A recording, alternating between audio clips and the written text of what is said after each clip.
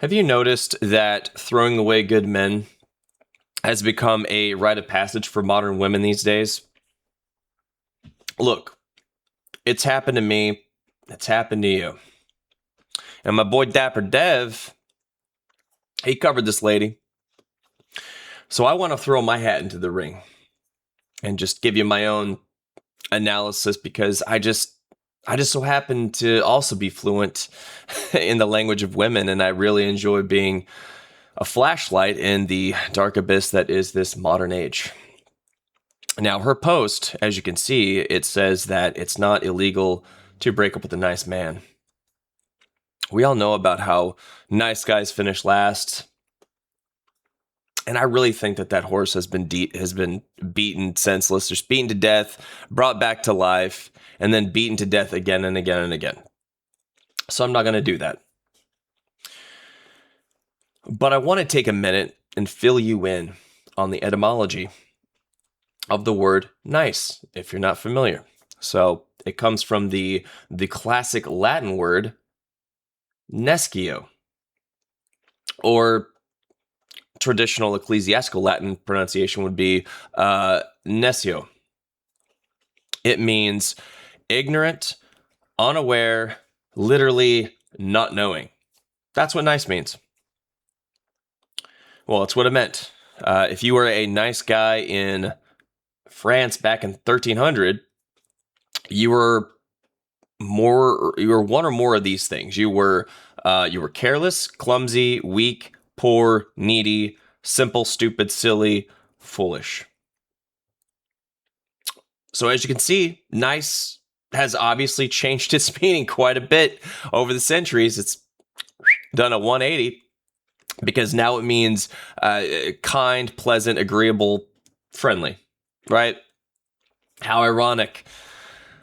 That's how men wish women were. But of course, you're not going to get that from a lot of them. Or this one, right? This one. So let's let her waterboard us for a minute with her cruelty.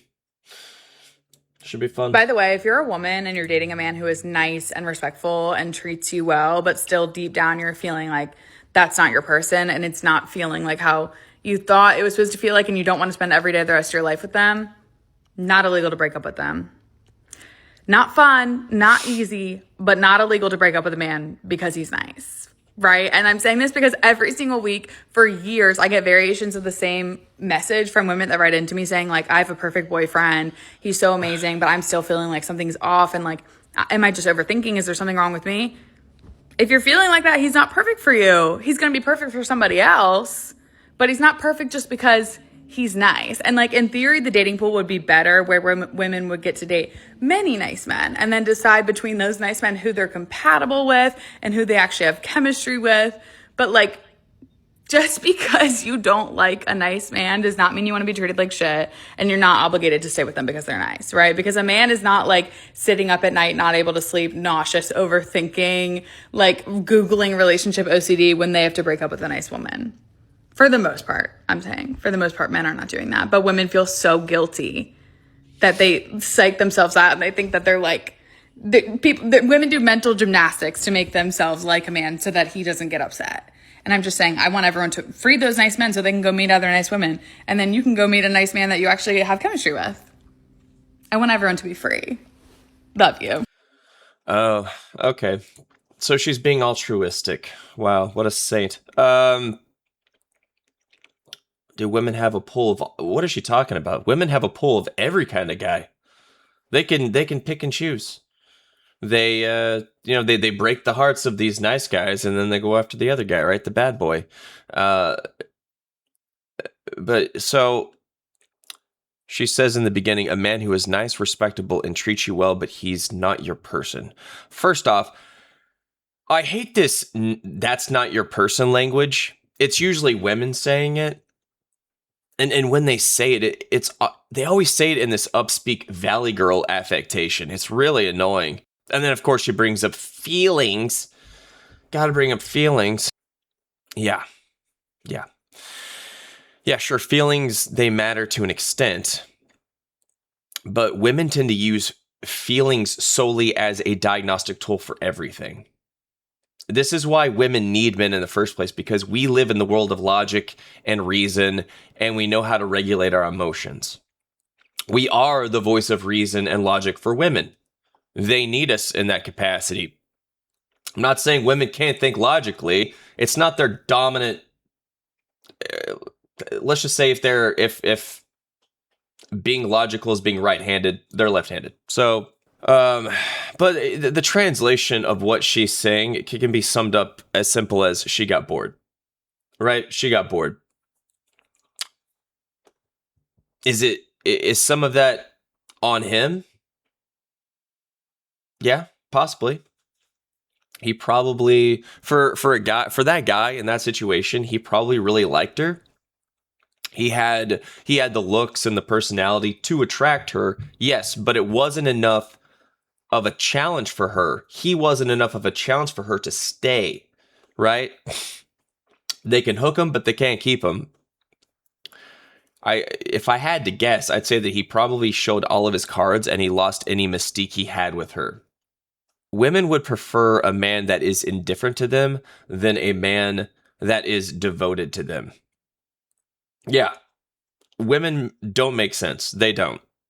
If your chemistry isn't volatile like vinegar and baking soda, so to speak, she's going to get bored of you and find someone else that will activate her vinegar, if you know what I mean.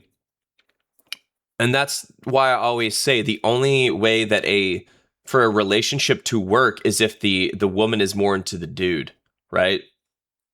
Without that asymmetry, um, or if that asymmetry is tilted and it's the other way around, then it's not going to last, right? If the dude's more into the chick, no, she's going to lose respect for him and bounce. Um, of course, there are those situations where there is that asymmetry, and the woman is more into the guy, but to the point where the guy ends up becoming annoyed by her and then inevitably leaves her, especially if he gains some wealth and status along the way and gets more attractive. For example, it's kind of like with Tom Segura and Christina P.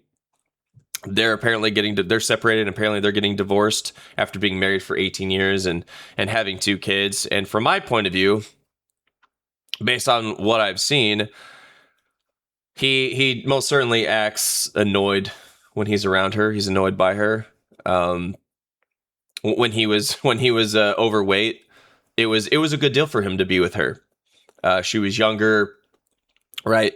Very attractive compared to him. But then, of course, he gained fame, fortune, lost weight, and then he also got the attention of adult actresses. And so he noticed that his sexual market value had gone up, right? And from the looks of it, I mean, dude, it looks like he couldn't divorce her fast enough. Uh, I might do a video on that actually. It's a very interesting case. Let me know in the comments if you'd like to see that.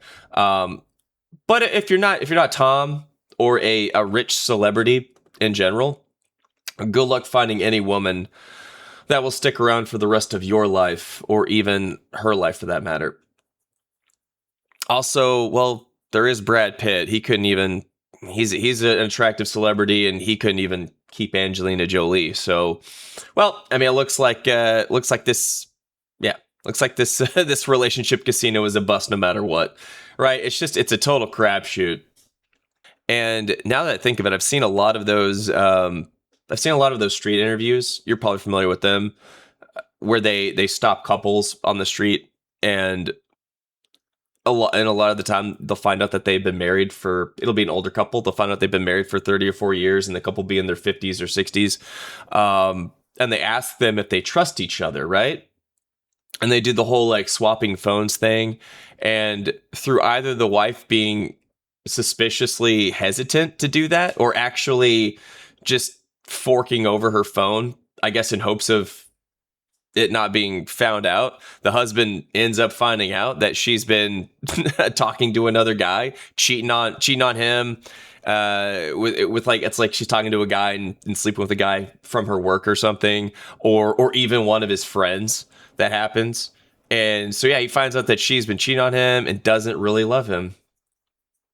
She just sees him as a walking wallet and tries to get away with living a double life. That does go to show that a woman can even stick with you for all those years and not really even love you or respect you. And yeah, I'm sure that some of those interviews might be staged. I don't know. But if they aren't, that's brutal. It's freaking brutal. But this video, this lady, she has this video alone has 3.5 million views and over 675,000 likes. I'm guessing predominantly from women. Her TikTok account has 600,000 followers. My guess is mostly women that follow her. She is one of millions of women doing this on TikTok, right? Just planting these seeds and producing more insufferable women that aren't suitable girlfriends, wives, or mothers. Women that follow these women, they're comparing themselves to her. They're using her and others like her as a blueprint for how to behave. This is why this is why fathers are so important, and this is why we as men are walking away from women in dating. It's just a humiliation ritual, because women now they're all copy paste. They all consume the same garbage pop culture and TikTok slop. They do. They get their advice from this woman and other women, which, if you think about it, is strategic, because no one hates women more than other women, right? Women will sabotage other women so they can eliminate their competition. Dude, women fight dirty, man. That's why they support. They're so supportive of body positivity, because once a woman in their proximity is overweight, then they're no longer competition. So it's one less woman to worry about. And someone recently made a good point. I forgot. I saw a video on my Instagram feed. He basically said something to the effect of, "Hey, ladies, how many times have you had this experience?" Okay, and also for you ladies watching me, the 9% of you of the 65,000. Yeah, he's like, "Hey, ladies, how many times have you had this experience? You go to your hairdresser and you show her a picture of what you want your hair to look like." And when she's a cut, maybe a cut in color, I don't know, a cut at least. And when she's done and you look in the mirror to check it out, it looks nothing like what you had showed her, right? And so it looks awful. And then you go home and of course, women, they're nice to each other's faces, but she's really like, "What the did you do to my hair?" So yeah, it looks awful. And she goes and she complains to her friends, maybe her boyfriend, about it. And now, ladies, remember what the hairdresser looked like. For all of you that have been through that, have had that experience, just think about what the hairdresser looked like. Chances are she wasn't as attractive as you. Reason being, this is why I said women fight dirty, especially with other women. So she purposefully butchered your hair because she's jealous of you and your competition. So just think about it. Any women in the comment section, feel free to let me know if you've had that experience. I'd be interested to hear about it. But from what I've gathered from this video is that this woman right here, she doesn't feel any ounce of guilt or shame at all. Of course, it's taboo for women to feel shame nowadays, which is pretty on brand for her and many like her. If anything, it seems like she's getting off on it. Most of them seem to. I mean, she's saying women feel guilty doing this, but do they really?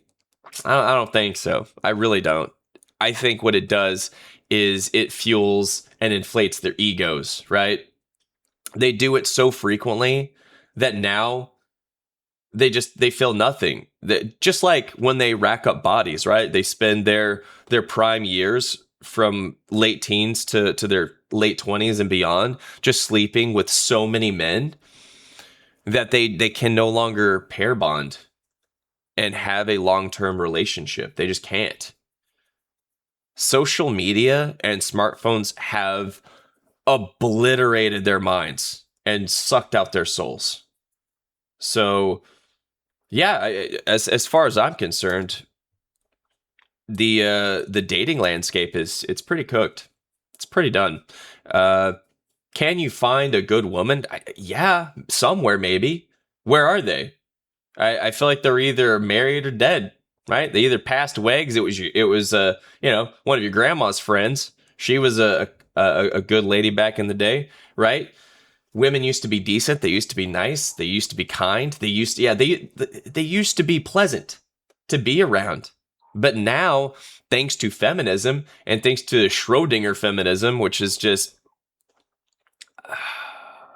I'll link some videos down below that are related to this. You can go check out that I've done. But yeah, I'm just yeah.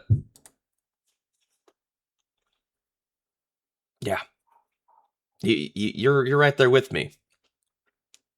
This is so common now that I'd rather just stay home and play video games. Yeah, right. Get some pizza. I luckily I do have a child. I do have a son. So I do have family that I can invest in and spend time with, and pour my resources into and take care of. Would it be nice to have a lady? Absolutely. But I'm not going to hold my breath. And I know a lot of you guys aren't going to hold your breath either. So, but yeah, I'm not, this is not a women bashing session. I ain't bashing women. I'm just speaking the truth because this is what we're seeing. We're seeing it out in the world. And a lot of people will say, oh, this is just, you just see the extremes online. And so people are just kind of, which that is true to an extent. There are a lot of extremes online. But when I do go out into the world, I am seeing what I see online. It's the same. It is the same, especially where I live. There are a lot of bars, a lot of women, right? It's a college town, tons of young women. And this is why I never go downtown. When you're downtown, you're driving through, dude, they're all scantily clad. They're all thrown up in the street, right? They're tripping all over each other. They can't walk straight. They got like 12-inch heels, face planting. So even some of them, they're riding those freaking Lime scooters around and crashing into stuff, getting concussions and falling in the river, drowning. It's awful. But getting hit by trains. Like there's a train. Some woman got hit by a train here. The train that passes through literally goes 5 miles an hour. It can't go any faster. And somehow some woman got hit and killed. I don't know how that happened, but RIP. That's awful. But the landscape in which we see everything is so dystopian, and we're all just so nostalgic for how things used to be. And it's just it's a grueling day to day for many of us. I don't wish it was that way. I wish the internet didn't even exist. I wish I wasn't having to do this. I wish I could just go out to like outside on my farm, go fishing, do some hunting, right? And then bring it back from my woman to cook, right? Play with my kids a little bit, put them down to bed, then tuck my old lady in, if you know what I mean, right? But that's not life anymore, unfortunately. You have to be really rich for that to remotely be a thing, to have a farm at least. But to have a woman like that, I mean, you could be rich and still not get that. So there's a lot of con artists out there, like women out there. They're saying they're traditional, but they're online, so they're pretty much just an e-girl. So they're not traditional. If a woman is online saying the things that men want to hear, she's not traditional at all. And then you got like this one woman. I'll probably cover her. She's like a 35-year-old virgin. It's like, what? And she says she's not a feminist, but she's a feminist. So, but I'll leave it there. I'm just kind of just rambling at this point, but you get it. You get it. So, yeah, just leave your comments down below with your experiences, and let me know what you'd like to see next. I want to, entertain you guys and give you something of value. So just let me know. Let me know. Let's have some open dialogue in the chat or the comment section. So yeah, and then go pick up my book if you haven't already. I'll link it up here. So go pick up my book, and then also I will link my my booking page after that for my one-on-ones. So if you're one of those guys out there that's been thrown through the meat grinder of a relationship, right, or divorce, you've gone through a divorce, you've gone through a dark night of the soul, parental alienation, whatever it is, dude. You've gone through some stuff. Like I've been through the family court system. I've been in it for over 11 years. I paid child support, right? I've been through the ringer. I've dealt with false allegations, right? I've been represented by an attorney. I've represented myself. So I've got a lot of skin in the game. I help a lot of men out. So feel free, reach out to me and we'll see what we can do for you. But yeah, I'll leave it there and see you guys on the next one. Peace.